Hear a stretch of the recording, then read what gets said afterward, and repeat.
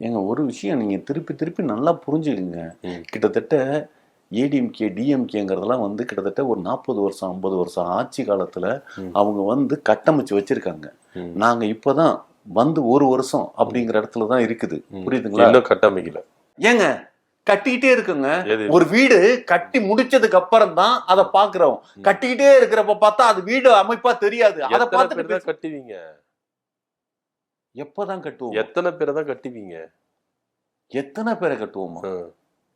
என்ன பேசுறீங்க? புரியல. இல்ல என்ன? கட்டிட்டே இருக்கீங்களா? எத்தனை பேர் தான் கட்டுவீங்கன்னு?